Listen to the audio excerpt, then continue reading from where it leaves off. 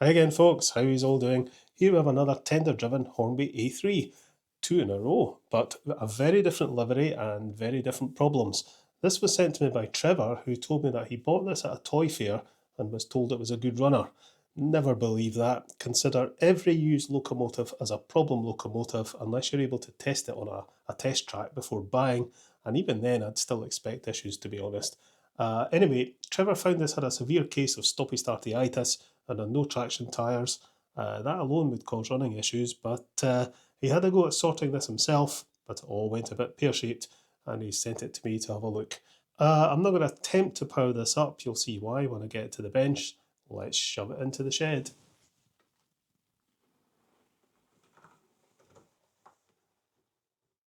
Right, another Hornby A3, and it's another tender-driven one. This is Manna. Last one was Tranquil. I think this is a later model because it's got pickups on both sides and contacts top and bottom of the drawbar.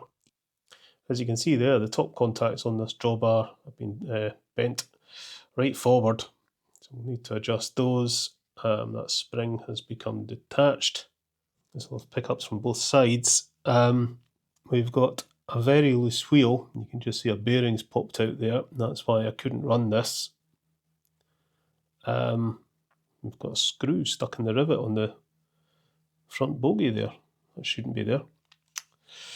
But yeah, other than that, this looks to be in pretty good condition otherwise. We've got no traction tyres, but Trevor has sent some, so we can fit those. So I think we're just looking at the usual Ringfield service in there. The fun and games is going to be this, getting these wheels sorted out. That wheel's going to have to be refitted and requartered. We'll need to sort the drawbar out, but we'll get the body off here and get the underframe out, see what's going on with the pickups. Fun and games. We'll do the tender first, get it out the road. Why can't I get this tender top off? Have we got some hidden screws somewhere? Oh yeah, there is. I think there's supposed to be two, but there's only one. We'll get that out. There we go. Yeah. So yeah, that all looks absolutely fine. We'll give it the usual treatment. We've got pickups on the wheels on the tender. Tender wheels are spoked as well. So we've got pickups on both sides. Kind of pointless being on the wheels that will have traction tyres, but there's pickups on this side as well. Looks a bit gunky in there. So we'll strip it down, and we'll clean it and re-lubricate it. The gears look kind of dry, so we'll sort all that, put some traction tyres on it. Easy peasy. Well, let's have a look at this and see exactly what we're going to be dealing with. I'm going to take this screw out of this front bogie because it should not be there. Now the rivet's turning. Oh dear. Right. Get the bogie out. Why would you put a screw in there? I wonder if the rivet had popped out and they've put a screw in to try and keep it there. Okay, so trying to remove that screw that's stuck in there is just turning the rivet. I mean, it's not doing any harm, so we'll just leave it. We've got a screw here. Do that. That comes, oh dear. Right, okay, so the wires for the pickups are not attached to the pickups. There's little channels in the chassis just behind the rear wheels there. That's where these wires should go down and be soldered onto the pickups. Normally they're detached at the drawbar end. Right, okay. It does mean we can get the pony truck right off, which is quite good. contact washer there. Get the underframe off. There we go. And then you can see this wheel, which has just come out. That's a bit of a pest because it means we'll have to re-quarter it. I just hope the spline isn't too damaged. Right, get that out. That.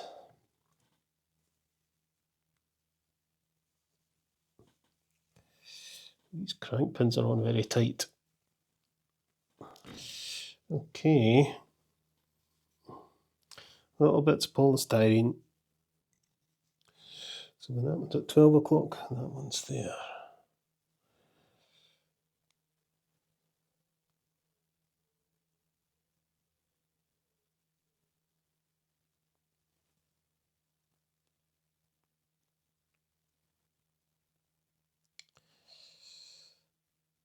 Looks right.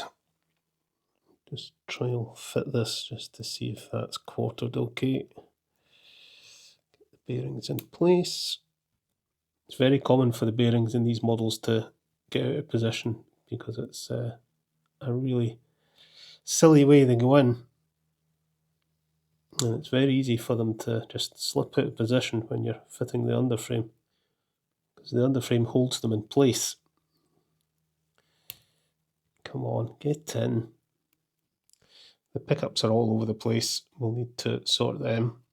I'm not going to do that just now. I just want to check the quartering. No, I think that, yeah. It's like getting eels into a jar with these bearings.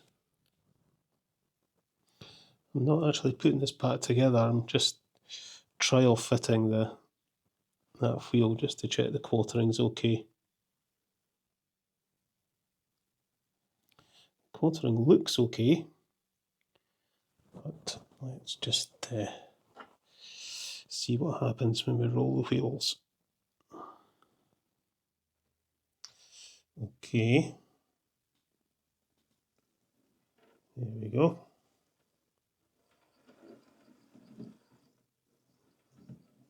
That's fine. So that quartering's fine, so that loose wheel is now fixed, but I'm going to take it out again. Well, at least I'm going to take the underframe off again, because we'll need to get these wires soldered to the pickups, and we'll give the axles a bit of a scoosh and some fresh lubrication, because I think that oil's a wee bit sticky. Yeah, these pickups need a bit of adjustment. Got to be careful with these though, because there's 2 pickups on each wheel. If you bend them out too much and put too much tension on them, they act like brakes, and you can really affect the performance of the locomotive. So don't have them bent out too much. You can see this one here is actually bent inwards, so is that one. So that's not touching the wheel at all. So we need to counterbend that a wee touch, just to bring it out.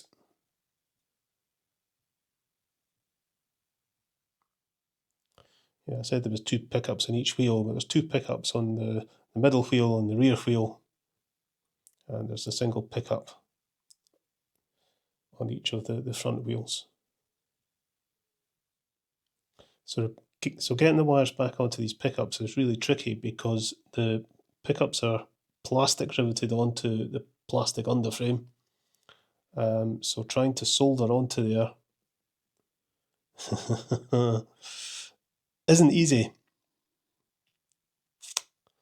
It's not a good design at all. So I think what we'll do is get the end of a cocktail stick. We'll snip that off.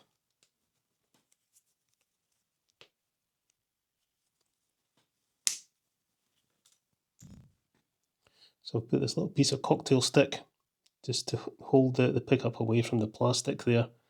And we'll desolder that wire, we'll clean this up, and we'll solder the wire back on. Cocktail stick's good for this because it's wood, it's not going to transfer heat from the soldering iron through the pickup to the plastic. It's insulating the pickup from the plastic, but we still need to do that quickly. We'll very carefully bend these contacts back. I don't like adjusting these, they break very easily. Alright, so I think for anything else, we'll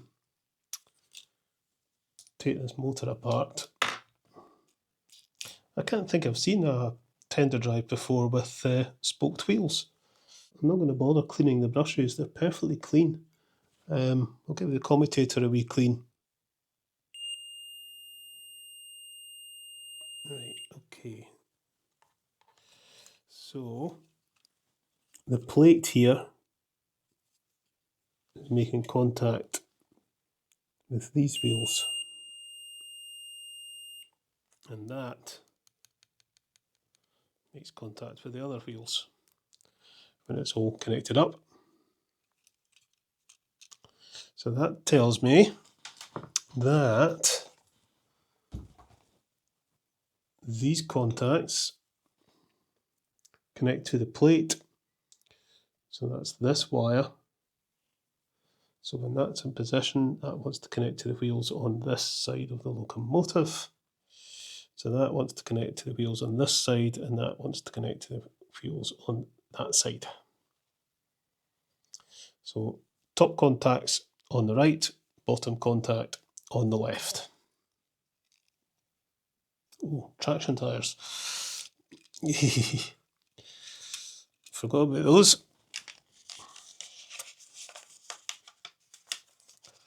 Okay.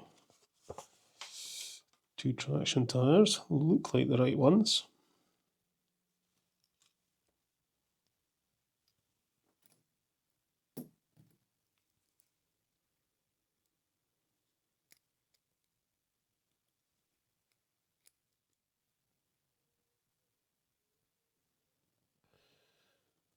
The wire on that side. Put this little piece of cocktail stick into the other side to do the same.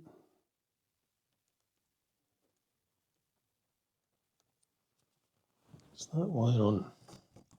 We'll give it all some fresh oil. It's clean enough. Just the oil. The old oil's maybe getting a wee bit sticky. Now we've got to get this underframe back on, negotiating all those bearings and getting the wires either side of the rear wheel. Yeah, fun and games. Those bearings in, and just to complicate things, the rear axle is sprung.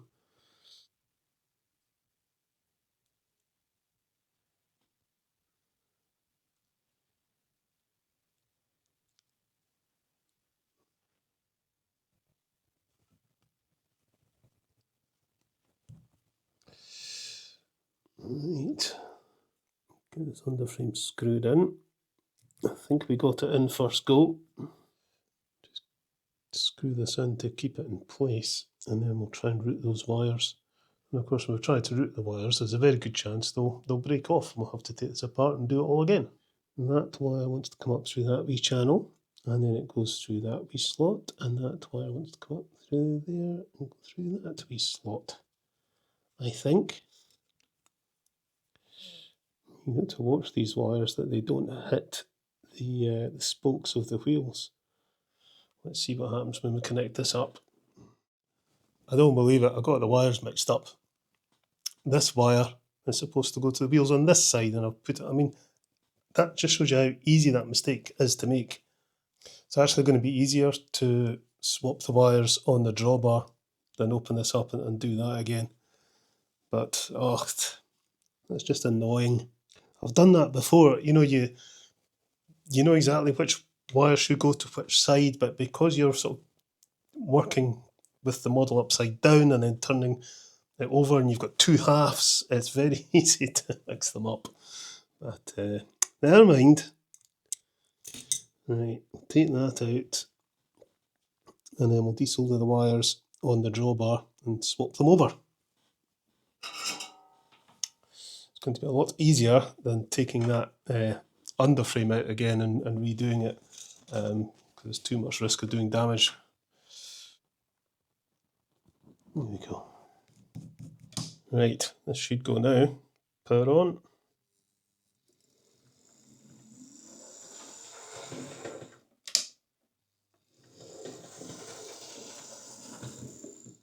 That's better. I just realised I had the camera switched off. What an idiot. Yeah, I've cleaned up the front bogie wheels, screwed that back on, fitted the body. Nothing untoward. Wee spot of oil and all the linkages. That was all I did, so you didn't miss much. But that seems fine now. Just put the body back onto the tender, and I'm just going to screw it back on. We'll need a wee touch of black tack for that. It's really annoying when you forget to put the camera on record. Working away there, talking to myself. Still had this camera on, but you wouldn't see what I was doing. Yeah, but the DJI Osmo 3, it switches itself off, and it gives a wee sort of countdown before it does it. And as soon as you hear that countdown, you go, "Oh no, I forgot to turn the camera on." I bet it's happened to every single person that ever made a video of any sort. Right, okay, bit of black tack, get the screw way down in there, and then it goes. Ridiculous screw. Right, okay, that's that. That's that. I think we're done. Final test. Okay, power on.